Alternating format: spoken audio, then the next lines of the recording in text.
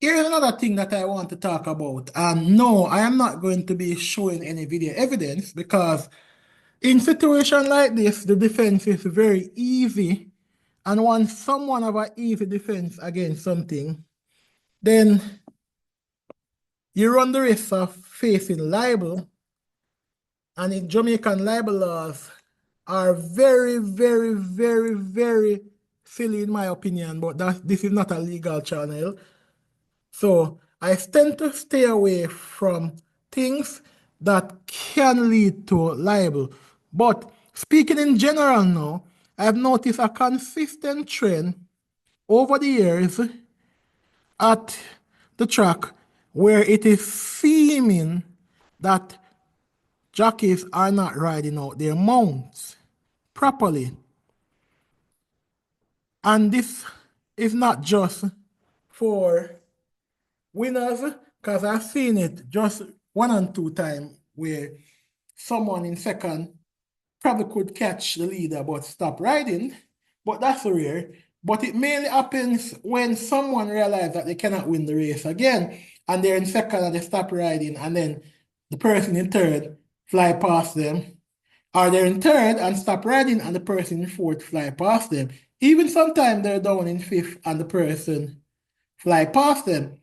As a matter of fact, you would have noticed that whenever I'm doing my preview for races and I'm telling you how far behind a horse finish, I always look at where they were at the furlong pole because I realized that many a times, many a times, horses at the furlong pole are probably like say 8 lengths behind, and then either they run out of gas or the brakes is applied and they finish 20 lengths behind. And if you're just looking at the races, analyzing the races, and you say, oh, this horse finished 5 lengths, fifth, 20 lengths behind, when in reality, at the furlong pole, they were fifth, 6 lengths behind, right? So I tend to like to look at where they were at the furlong pole. That gives me a better indication. I've asked a few persons over the year what is going on, why this habit and this practice continues, because in all fairness, there are punters who bet on superfectas, trifectas, I5. And I5 is a very popular bet. The pentafecta, the superfecta, the trifecta, all very popular bets. So those persons who bet on those horses in third and fourth and fifth would like for those horses to maintain their positions so that they can collect off their bets, but that is not the case. What we instead see is in the final furlong, the final 16th, the jockeys are giving up the ride. Now, in the jockey defense now, and if you carry them to court before a judge, they will tell you that the horse is lame. Now, once they tell you that the horse is lame, what can you do? You get me? And yes, it is up to the vets to pass the horse lame when the race is finished, right? That is true. But as someone who has stood up by the North Lounge and looked down onto the horses in the parade ring, as someone who have gone down to the parade ring at eye level and look at the horses in the parade ring, I'm going to admit that my threshold for a horse being lame or looking lame is different from the vets.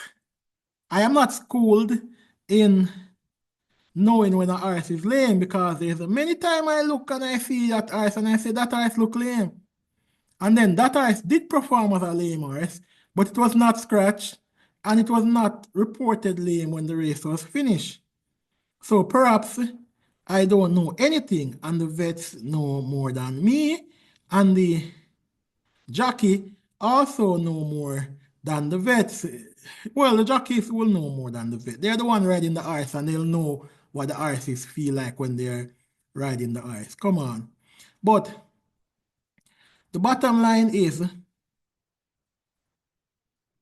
if a jockey states that the horse is lame, and that is why he had to ease up in the final 16th, you can't really kill the jockey. In all honesty, a lot of the horses at track are not 100%. And a jockey told me that he has this habit because he wants to protect the horse. And if he realizes that he's not winning, he's not going to push the horse any further and risk the horse going lame or the horse getting injured. I understand that, but you also must look at the viewpoint in which the sport of racing is one in which it is basically a contract between the punters and the bet makers. And the contract, the verbal contract, or written contract, or however you want to see it, is that I, the punter, will wager on a particular racehorse, and that racehorse will give its best and most honest effort. Now, if that horse now is in third position and you pull that horse up because you're saying you're quote unquote protecting him, right? Then that is a breach of the contract because that is not the most honest effort. I understand what you're saying, but the person, for example, who wants to catch their superfecta, I want to catch a pentafecta, and then you pull up that horse and other horses fly past your horse, then that person would lose the opportunity for them to make money off that race. And I don't think that is right. I believe that you should ride for your places, whether you're in third, fourth, fifth, or sixth. You should ride for each places. Or even if you don't want to push that extra effort, at least allow the horse to keep its momentum and go towards the line. You don't slow him up or pull him up. Unless, of course, he's lame or you feel like he's going lame.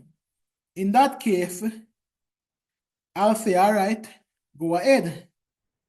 But in the cases that I have seen, and a lot of punters have seen, it's not really, in our opinion, a case where the horses are going lame. It's a case, in our opinion, where the horses basically cannot win the race anymore or running the exacta anymore. And the jockey decides that he's giving up the challenge. And in a situation like that, could be because the jockey is disappointed. So he's like, okay, the race is over. I have already lost.